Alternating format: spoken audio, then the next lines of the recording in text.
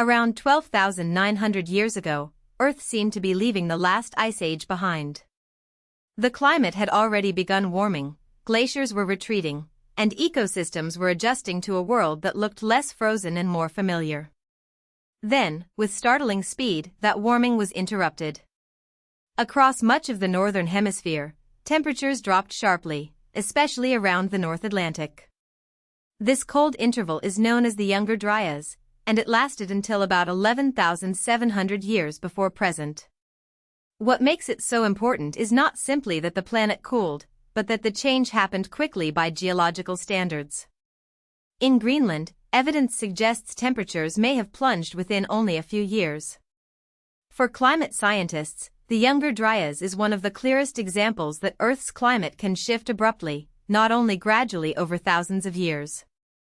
The Younger Dryas was not a return to the full depths of the Ice Age, but it was a dramatic setback in the transition toward the modern Holocene climate.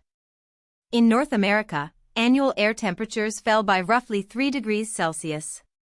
In Europe, the cooling was often stronger, estimated at about 2 to 6 degrees Celsius. Greenland experienced the most extreme change, with cooling that may have reached 10 degrees Celsius. That is an enormous regional shift, especially when it happens over decades, or in Greenland's case possibly even less than 3 years. These numbers matter because they show the event was not a minor fluctuation.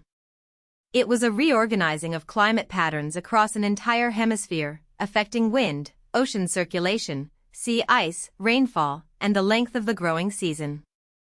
The name Younger Dryas comes from a small Arctic alpine flower, Dryas octopetala, whose pollen became more common in European sediments from this time. Its spread signaled colder conditions and a shift in vegetation. But the event was global in its consequences, even if its strongest cooling was concentrated in the North Atlantic region. Scientists also call it Greenland Stadial 1, because Greenland ice cores preserve one of the most detailed records of the shift. Those ice cores show changes in oxygen isotopes, dust, and other chemical markers that reveal temperature and atmospheric conditions year by year. They are like frozen climate archives. Through them, researchers can see that the Younger Dryas began suddenly, lasted for about 1,200 years, and then ended with a burst of warming that helped usher in the current Holocene epoch. One of the strange features of the Younger Dryas is that it was not synchronized everywhere. In the tropics, cooling unfolded more slowly, spread over several centuries rather than arriving as a single sharp shock. Even in the Northern Hemisphere, the temperature change was seasonal. Winters became much colder, springs were cooler, but summers did not always cool in the same way. In some places, summers may even have stayed similar or warmed slightly. This matters because climate is not just a single global thermometer. A regional climate shift can change the timing of seasons, the availability of water, the growth of plants, and the survival pressures faced by animals and humans. The Younger Dryas was not one uniform freeze across the planet. It was a complex rearrangement of the climate system. Rainfall patterns changed along with temperature. Areas that became colder often became drier, while warmer regions tended to receive more precipitation. That would have had major effects on landscapes. A shorter growing season in the Northern Hemisphere meant less time for plants to mature, while lower rainfall could stress forests, grasslands, and freshwater systems. Sea ice also expanded, especially in northern waters. Interestingly, land ice did not grow dramatically during the Younger Dryas, so the event was not simply a new glacial maximum. Instead, increased sea ice helped amplify the cooling through the ice albedo feedback. Ice reflects more sunlight than dark ocean water.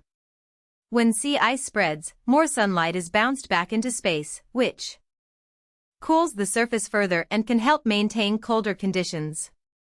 To understand why the Younger Dryas happened, scientists look closely at the ocean, especially the Atlantic meridional overturning circulation, often shortened to AMOC. This circulation acts like a giant heat conveyor. Warm surface water moves northward through the Atlantic, releasing heat into the atmosphere and helping keep the North Atlantic region milder than it would otherwise be. As that water cools and becomes denser, it sinks and helps drive deep ocean circulation. If this system weakens, less heat reaches the Northern Hemisphere.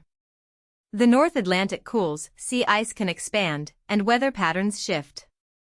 The leading scientific explanation for the Younger Dryas is that the AMOC weakened severely, reducing northward heat transport and triggering the cold conditions seen in Greenland, Europe, and parts of North America.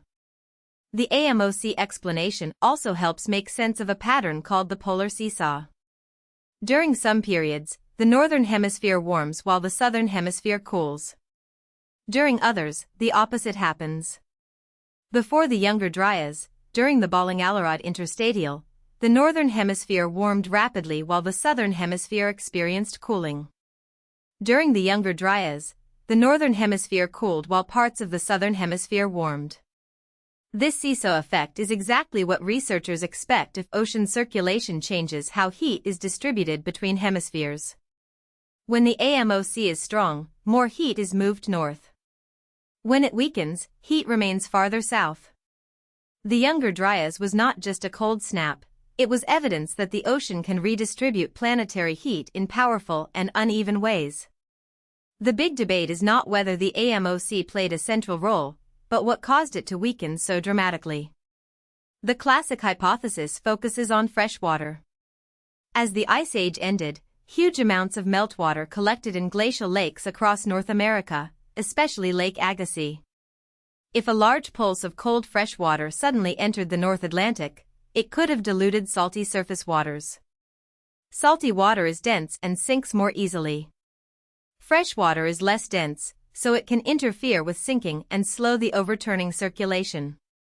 In this scenario, meltwater acted like a brake on the ocean conveyor. The idea is elegant because it connects melting ice sheets to ocean circulation and abrupt cooling, but the details remain contested. One complication is that the freshwater story has to match the physical evidence.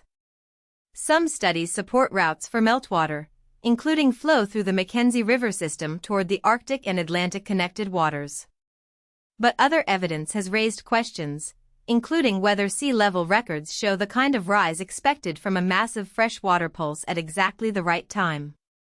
This does not necessarily rule out freshwater influence, but it means the trigger may have been more complex than a single catastrophic flood. The climate system often changes through combinations of forces: meltwater, sea ice expansion, winds, ocean salinity, and atmospheric feedbacks. The Younger Dryas may have begun because several factors pushed the North Atlantic toward a tipping point, after which cooling reinforced itself. Another proposed trigger is volcanism. More recent research has pointed to unusually high volcanic activity shortly before the Younger Dryas began. Volcanic eruptions can inject sulfate particles into the atmosphere, reflecting sunlight and causing short-term cooling. On their own, volcanic effects usually fade after a few years. But if eruptions cooled the North Atlantic just enough to encourage sea ice growth, that sea ice could have increased albedo and helped amplify the cooling. Ice core and cave deposit records have confirmed signs of elevated volcanism around the onset of the Younger Dryas, making this hypothesis increasingly interesting. It does not have to replace the ocean circulation explanation. Instead, volcanism may have been one possible spark that helped push an already sensitive climate system into a colder state. The end of the Younger Dryas was as remarkable as its beginning. Around 11,700 years ago, the cold interval ended with rapid warming, especially in Greenland and the North Atlantic region.